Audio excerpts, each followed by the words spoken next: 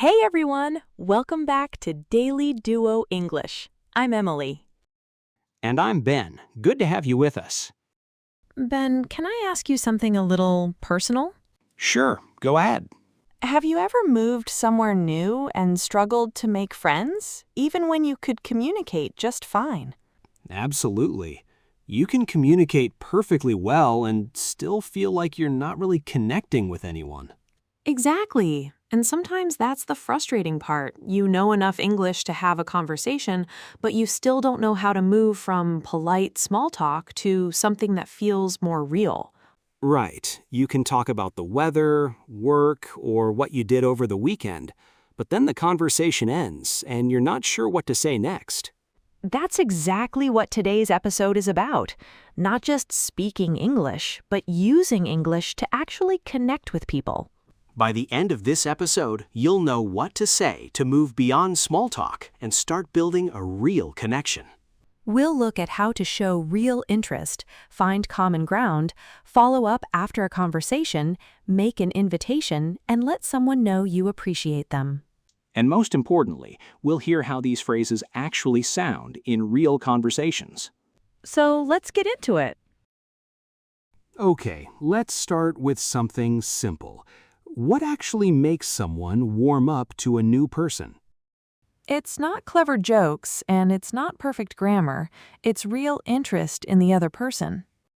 But that doesn't mean you only ask questions and never talk about yourself. Because if I ask you question after question after question, that doesn't feel friendly anymore. It feels like an interview. Yes, and nobody wants to feel like they're being interviewed at a party. The conversation needs balance. You share a little and you ask a little. The key is paying attention to what the other person says, then follow up instead of immediately jumping to a completely different topic. One phrase that works really well here is, "How did you get into that?" That's a great question because you can use it in so many situations. A hobby, a job, a sport, music, cooking, basically anything someone is interested in. Let's hear how that might sound. Imagine we've just met at a friend's dinner party. So you're telling me you actually repair old bicycles? Yeah, it's kind of become my weekend thing. That's really cool. How did you get into that? My dad used to repair bikes when I was a kid. I started helping him, and I guess I never really stopped. Oh, that's nice. So you've been doing it for a long time. Pretty much, yeah. Now notice what Ben did there. He didn't immediately change the subject and start telling me about his own hobbies. He asked one simple follow-up question and listened to the answer. And then, when it feels natural, you can share something about yourself, too. That's one of the easiest ways to move beyond small talk. Let's hear the difference. Imagine I say, I started taking cooking classes a few months ago. If I immediately say, "Oh, I love cooking too. I make amazing pasta. Let me tell you about it." Now suddenly the whole conversation is about you. Exactly. But I could say, "Oh, nice. How did you get into that?" And after I answer, then you can share your own experience. So, curiosity first, then connection. Try the phrase with us. How did you get into that? One more time. How did you get into that? Now, friendships don't usually happen in one conversation. They grow gradually through several small moments like that one. And you don't need to think about different friendship stages or categories. Early on, the goal is simply to move past basic small talk and notice the things you genuinely share. Maybe you both like the same music. Maybe you have similar jobs. Maybe you both love traveling, hate waking up early, or spend way too much money on coffee. That last one sounds very specific. I may be speaking from experience. And that brings us to one of the strongest phrases in this whole episode. I feel like we have a lot in common. This works best when you've already discovered a few things you share. You probably wouldn't say it just because you both ordered the same sandwich. Right, that might be a little fast.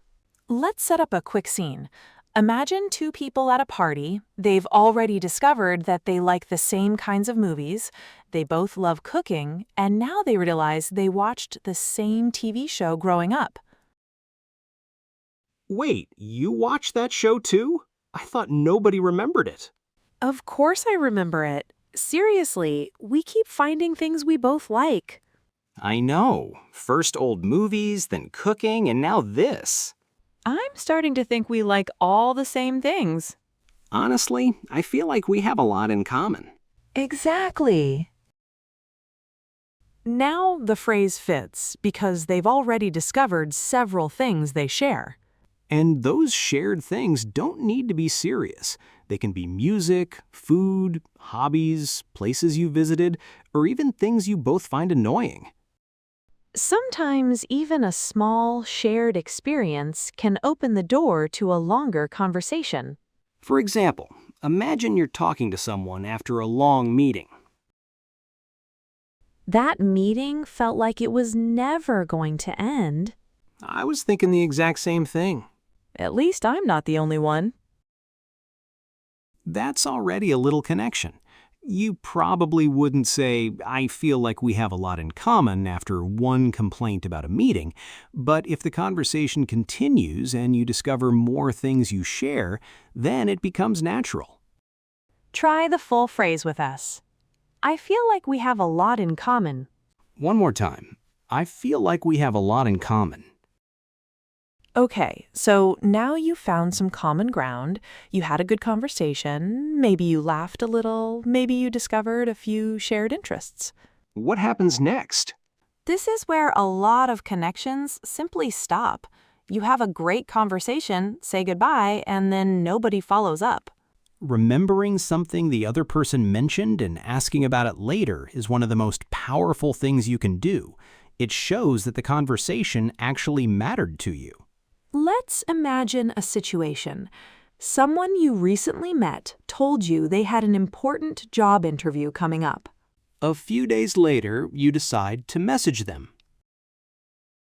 Hey, I've been meaning to reach out. How did your interview go? That's it. 2 simple sentences, but they do a lot of work. The phrase, I've been meaning to reach out, tells the person that you've been thinking about contacting them. And then, how did your interview go, shows that you remembered something specific. That detail is what makes the message personal. Compare these 2 messages. First one, hey, how are you? Nothing wrong with that, but it's very general. Now listen to this. Hey, I've been meaning to reach out. How did your interview go? Much warmer. Because now the other person knows you actually remembered your previous conversation. And you can do this with lots of things. How did your trip go? How was your sister's wedding? Did you ever finish that course you were taking? You don't need to remember every detail someone tells you. One small thing is enough. Just don't force it.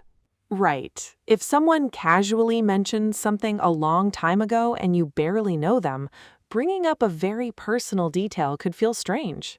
The best follow-up is usually something they clearly cared about and mentioned naturally in your previous conversation. Let's practice the opening phrase together. I've been meaning to reach out. One more time. I've been meaning to reach out. Okay, now let's say the conversation is going well. You've talked a few times, you've followed up, you feel comfortable around each other. At some point, if you want the friendship to grow, somebody usually has to suggest actually spending time together. And this is exactly where a lot of learners freeze up. They're worried about sounding too eager or too direct, or they worry the other person might say no. There are 2 simple ways to handle this, depending on what you actually want. The first is light and relaxed. We should grab coffee sometime. Notice the word sometime. It's warm, but it doesn't ask the person to choose a day right now. You're letting them know you'd like to spend time together again, but you're keeping it casual. Let's hear that in a short conversation. I really enjoyed talking to you tonight. Me too. We should grab coffee sometime. Yeah, I'd like that. But sometimes you don't want to make a vague suggestion. You actually want to make a plan. Then be more specific. Are you free this weekend? Want to grab coffee? Here's the difference. Sometime is vague. It's useful when you want to suggest meeting without putting pressure on the other person. This weekend is specific. It shows that you're actually trying to make a plan. And if somebody says, we should grab coffee sometime, and you really want that to happen, you can turn the suggestion into a real plan. We should grab coffee sometime. I'd love that. Are you free Saturday? Exactly. Now you have a real plan. And if you're not available, you can still show interest. Are you free this weekend? Want to grab coffee? I can't this weekend, but I'd love to. How about next Saturday? That's a useful response because you're not just saying no, you're offering another time. So, if you genuinely want to meet, try to suggest an alternative. Let's practice the light version first. We should grab coffee sometime. And now the direct one. Are you free this weekend? Want to grab coffee? Now, once you're starting to feel more comfortable with each other, there's one more skill that matters: letting someone know you appreciate something they did. This doesn't need to be a big emotional speech. In fact, a short sentence often sounds more natural. One very useful phrase is, "That means a lot, actually." Let's imagine a friend remembers your birthday, even though you only met a couple of months ago. Wait, you remembered? That's really sweet. Of course I remembered. That means a lot, actually. That's it. It's honest, warm, and not too intense. It lets the other person know that what they did mattered to you. You can use it in lots of situations. Maybe someone helps you move, checks in when you're sick, remembers something important you told them, or sends you a message on a difficult day. Here's another short example. Hey, you seemed a little stressed yesterday. Are you doing okay today? Yeah, I'm doing better. Thanks for checking in. That means a lot, actually. Notice that the phrase works because the other person did something thoughtful. Exactly. You wouldn't usually use it as a response to something casual like, we should get coffee. That would probably sound too intense. But when someone remembers, helps, checks in, or makes an effort, it fits naturally. Let's practice it together. That means a lot, actually. One more time. That means a lot, actually. All right, let's bring everything together with one longer conversation. This time, let's pretend Emily and I have only met a few times through mutual friends. We've already discovered that we work in similar fields, we both like old movies, and we both enjoy trying new coffee shops. And the last time we spoke, I knew Emily had an important interview coming up. Let's hear how the next conversation might go. Hey, I've been meaning to reach out. How did your interview go? It actually went really well, and thanks for remembering. That means a lot, actually. Of course. You sounded pretty nervous about it last time we talked. I definitely was. I barely slept the night before. Really? Yeah, but once the interview started, I relaxed a little. That's good. So do you think you'll take the job if they offer it to you? I think so. The team seemed really nice, and the role sounds interesting. That's exciting.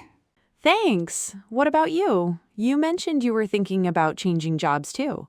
I am. I've been looking around, but I'm not in a rush. What kind of role are you looking for? Something similar to what I do now, but maybe with a smaller team. That makes sense. You know, between work, how much we both like coffee, and all those old movies we were talking about the other night, I feel like we have a lot in common. I was thinking the same thing. Are you free this weekend? Want to grab coffee? Yeah, I'd love to. Saturday afternoon? Saturday works for me. There's a new place near the park I've been wanting to try. Perfect. I've heard good things about it. Great. I'll send you the name later. Sounds good. Notice how those phrases had different jobs in that conversation. Ben remembered something I'd told him. I showed appreciation. We found more common ground, and then Ben turned the connection into a real plan. And none of it required perfect English. Real friendships usually grow through small moments like these. One good question, one remembered detail, one invitation. So let's recap the key phrases. If you want to show real interest in something someone tells you, try, "How did you get into that?" You're not changing the subject. You're inviting them to tell you a little more. If you've discovered several things you share with someone, you can say, "I feel like we have a lot in common." To follow up after a conversation, try, "I've been meaning to reach out," and then ask about something specific they told you before. For a light invitation, use, "We should grab coffee sometime." And when you really want to make a plan, be specific. Are you free this weekend? Want to grab coffee? Finally, when someone does something thoughtful and you want them to know you appreciate it, say, "That means a lot, actually." And remember, you don't need to use all of these phrases in one conversation. Definitely not. Pick the one that fits the moment. Maybe this week you'll ask someone, "How did you get into that?" Maybe you'll follow up with someone you recently met. Or maybe you'll finally make that coffee plan. This week, try one phrase from today's episode. Just one. Tell us in the comments which phrase you're going to try first. We'd genuinely love to hear how it goes. Thanks so much for listening. If you enjoyed this episode, subscribe so you don't miss next week's conversation. See you in the next one. Bye, everyone.